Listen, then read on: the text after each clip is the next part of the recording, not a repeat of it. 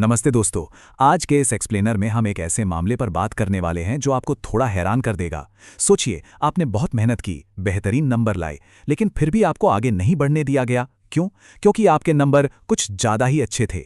जी हाँ, आज हम हरियाणा पुलिस कांस्टेबल भर्ती से जुड़े एक ऐसे विवाद का विश्लेषण करेंगे जिसने योग्यता, आरक्षण के नियमों और कानून के बीच एक बड़ी बहस छिड़ दी है। तो चलिए बिना किसी देरी के इस पूरे मामले की तह तक जाते हैं। अब इस पूरे मामले का स्केल समझने के लिए जरा इस नंबर पर नजर डालिए, 5400। ये कोई छोटा मोटा आंकड़ा नहीं है। ये हरियाणा पुलिस में पुरुष कांस्टेबल्स, जिसमें जनरल ड्यूटी और आईआरबी दोनों शामिल हैं, उनकी कुल वैकेंसीज हैं। इतने बड़े लेवल पर जब कोई सरकारी भर्ती होती है ना, तो हजारों लाखों युवाओं का भविष्य दांव पर होता है। और जाहिर है, इसके नियम भी बहुत सख्त होते हैं। लेकिन जैसा कि आप आगे देखेंगे, कभी कभी यही नियम एक बहुत अजीब सी स्थिति पैदा कर देते हैं। तो हुआ कुछ यूं कि भर्ती प्रक्रिया की शुरुआत कॉमन एलिजिबिलिटी टेस्ट यानी सीईटी से हुई। इसके बेसिक रूल्स एकदम क्लियर थे। जनरल कैटेगरी के लिए पासिंग मार्क्स रखे गए 50% और रिजर्व्ड कैटेगरी यानी आरक्षित वर्ग के लिए ये कट ऑफ था 40%। यहां तक तो सब बिल्कुल नॉर्मल लग रहा है ना? हर सरकारी एग्जाम में लगभग ऐसा ही होता है। लेकिन कहानी में असली ट्विस्ट अब आता है। जरा सोचिए, क्या होगा अगर रिजर्व कैटेगरी का कोई बहुत ही ब्रिलियंट कैंडिडेट न सिर्फ अपना 40% का कट ऑफ क्लियर करे, बल्कि वो जनरल कैटेगरी वाले 50% से भी ज्यादा नंबर ले आए। लॉजिक तो यही कहता है ना कि भाई, इस टैलेंटेड कैंडिडेट का सिलेक्शन तो सबसे पहले होना चाहिए। पर यकीन मानिए, ऐसा नहीं हुआ। जिन रिजर्व्ड कैटेगरी के कैंडिडेट्स ने 50% से ज्यादा का स्कोर किया, उन्हें अगले राउंड से ही बाहर कर दिया गया। मतलब सीईटी पास कर लिया, जनरल का कट ऑफ भी पार कर लिया, लेकिन फिर भी उन्हें फिजिकल मेजरमेंट टेस्ट या पीएमटी के लिए बुलाया ही नहीं गया। ज्यादा नंबर लाना ही जैसे उनकी गलती बन गई। तो आइए देखते हैं टकराते हुए तर्क, राज्य और याचिकाकर्ता इन नियमों को कैसे कैसे देखते हैं। इस स्थिति में दोनों पक्षों के अपने अपने सॉलिड आर्ग्यूमेंट्स हैं। एक तरफ है हरियाणा कर्मचारी चयन आयोग यानी HSSC, जिनका कहना है कि भाई, हर कैटेगरी के अपने अलग मानक हैं और भर्ती उसी हिसाब से होगी। दूसरी तरफ है हमारे कैंडिडेट्स यानी याचिकाकर्ता, जो कह रहे हैं कि अगर हमारे नंबर जनरल कट ऑफ से ज्यादा हैं तो हमें जनरल कैटेगरी के उम्मीदवार की तरह ही ट्रीट किया जाना चाहिए।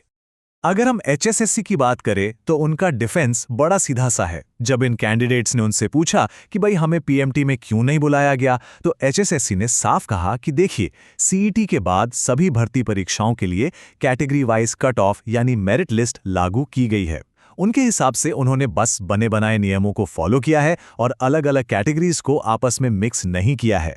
लेकिन दूसरी तरफ याचिकाकर्ताओं के वकीलों ने भी कोर्ट में बहुत मजबूत पॉइंट रखा है। उनका सीधा सा कहना है कि अगर किसी आरक्षित वर्ग के उम्मीदवार के नंबर सामान्य वर्ग के कट ऑफ से ज्यादा हैं, तो उन्हें सामान्य वर्ग का उम्मीदवार ही माना जाना चाहिए। उनका मानना है कि एब्सोल्यूट मेरिट की कद्र होनी चाहिए, उसे तकनीकी नियमों के जाल में फंसाकर इग्नोर नहीं किया जा सकता। और इसी टकराव के बीच आप देख सकते हैं कि मामला कोर्ट तक पहुंच गया। इस न्यूज रिपोर्ट पर नजर डालिए। जब बातचीत से नहीं सुलझी और आयोग अपने नियमों पर अड़ा रहा, तो पंजाब एवं हरियाणा हाई कोर्ट को इस मामले में दखल देना पड़ा। ये रिपोर्ट उसी लीगल एक्शन की शुरुआत की पूरी कहानी बता रही है। अब आते हैं हमारे अगले अहम पड़ाव पर, अदालत का अंतरिम फैसला और याचिकाकर्ताओं को मिली अस्थायी राहत। अब जब हाई कोर्ट ने मामले की सुनवाई की, तो उन्होंने एक बहुत ही इंटरेस्टिंग बात नोटिस की। कोर्ट ने कहा कि याचिकाकर्ताओं की बात हवा में नहीं है।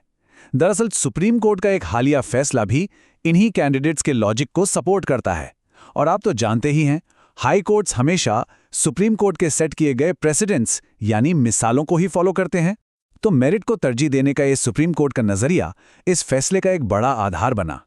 और इसी मिसाल को देखते हुए हाई कोर्ट ने एक बड़ा आदेश दिया। कोर्ट ने कहा कि जिन कैंडिडेट्स के नंबर जनरल कट ऑफ से ज्यादा हैं, उन्हें फिलहाल प्रोविजनल बेसिस पर इस भर्ती प्रक्रिया में शामिल होने दिया जाए। आसान शब्दों में कहें तो ये कैंडिडेट्स अब अगले राउंड्स में बैठ सकते हैं।